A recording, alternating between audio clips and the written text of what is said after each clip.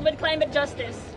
Today, the story I have is a story of not just mine, but it's the continued resistance of all the activists that came before me. These are the ones who are silenced. These are the ones who are harassed, vilified, just for speaking up and standing up for what they believe for. All of these are the slain environmental defenders that we have been talking about this whole time. Of my father, this is the story of my father, who I know would also speak up of climate justice if he was here today, as he did for social justice. We have not yet been defeated. Thank you.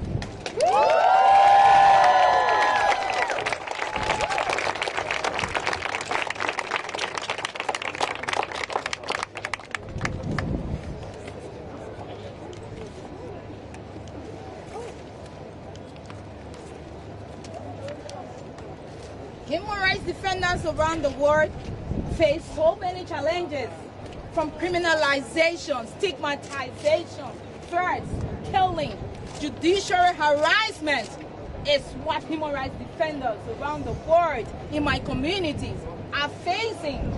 I have witnessed and seen, especially women human rights defenders who have decided to stand up for justice, being beaten, stripped naked, and put in jail. We are here today and breaking up the voices of our human rights defenders from our various communities. And this is something that we continue to experience because we have corporate captures in our countries and we are not free to speak. Today, I'm here to say that Cop27 must deliver on the future of work for human rights defenders, where we are in a space we are able to stand up and fight so that our voices are heard, that all of the killings, all of the arrests, the reprisals and others, there can be justice for them. Thank you.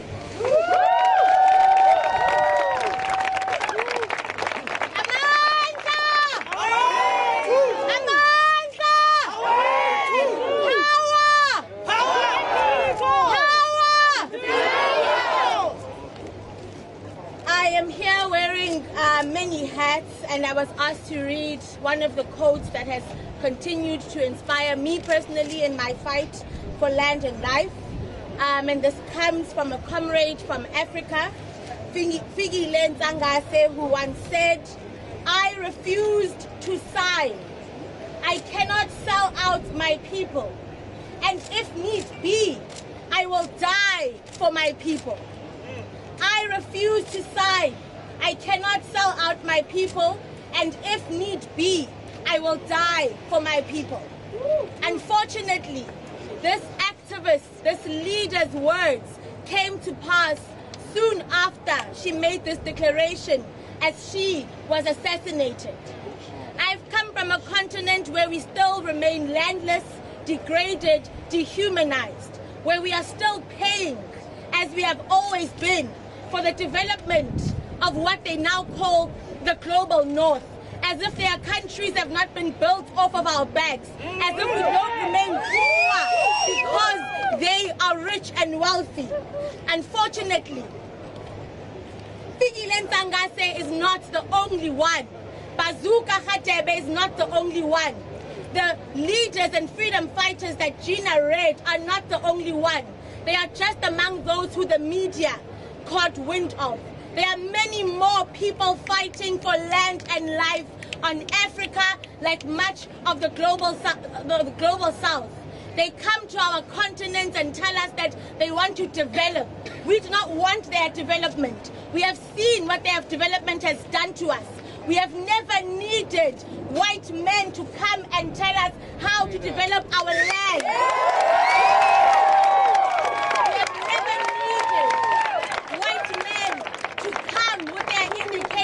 Of just how poor of a continent Africa is. Very historical data that forgets who put us there in the first place.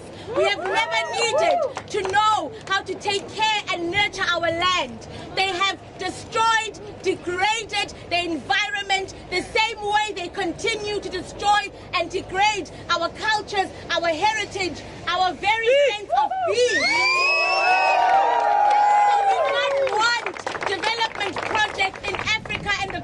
South. We know what their development does and means. That is why we are sitting here at Cop27. And if we keep moving in the logic of white supremacist, racist developmental projects, we will be here and our kids will be here at COP100 because they will keep spending money and time and resources on these wasteless expenditures and projects that don't take us anywhere. I stand here representing human rights offenders on the continent who continue to be targeted, who continue to be slain by their governments. I stand there on behalf of activists who are repressed by violent regimes in cahoots with big corporations. We know them, we cannot name them, and we are wearing, what is the English word for this? Gags. Yes, we are gagging ourselves as a symbol of solidarity to say that until they free the land and free them all, we will always be gagged. Amanza! Amanza! Free the land, free them all.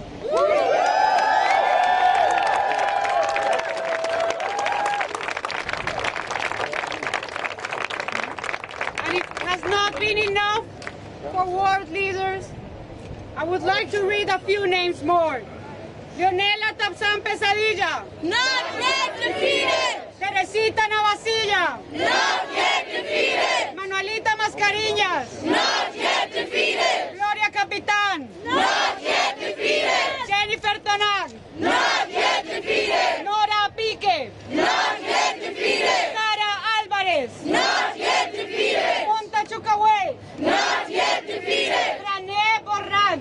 Not yet defeated! Kanika Wangsili. Not yet defeated! Aisimbo Yokonachu. Not yet defeated! Termir Bakali. Not yet defeated! Vikili Tsankase. Not yet defeated! Elvira Susana Vargas. Not yet defeated! Emil Semanyoma. Not yet defeated! Vigenia Vázquez. Not yet defeated! Patricia Mejía. Not yet defeated! Nelly Amaya. Not yet defeated! Diana Luz Solano. Not yet defeated! Bella Francisca Tencia. Not yet defeated! María Cortés. Not yet defeated! Nastri Ramírez Martínez. Not yet defeated! Gali Castillo Narváez. Not yet defeated! Yolanda Maturana. Not yet defeated!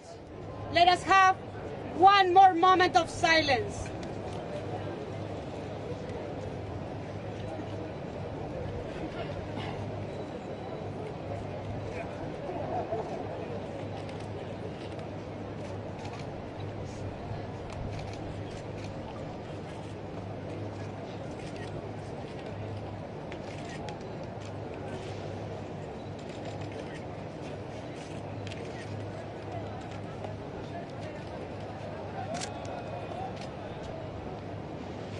We say again, we stand with all human rights and environmental defenders.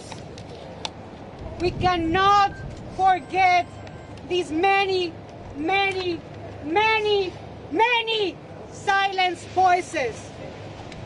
We hope you will join us in uplifting silenced voices at COP27, whose presence is crucial, is not only denouncing false solutions, but also building the radically just present and futures that we need for both people and planet. People united Will never be defeated! The people united will never be defeated! The people united will never be defeated! The people united will never be defeated! The people united will never be defeated! El pueblo unido jamás será vencido! El pueblo unido jamás será vencido! El pueblo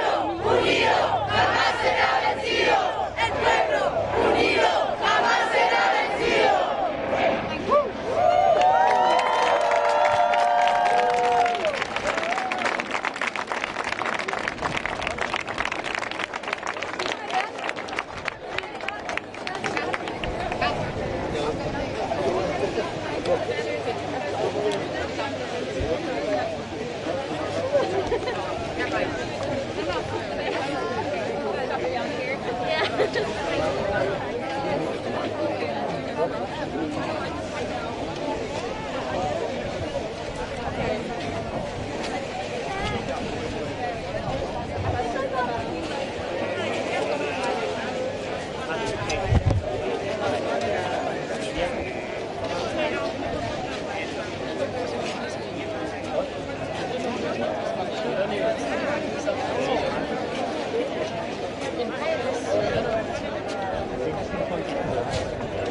need to check if there is any Spanish one.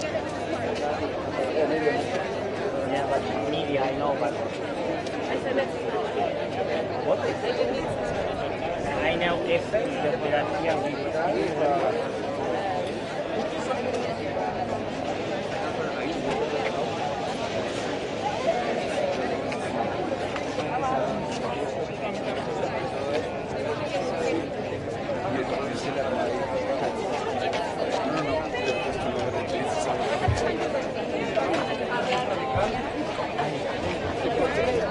Me ha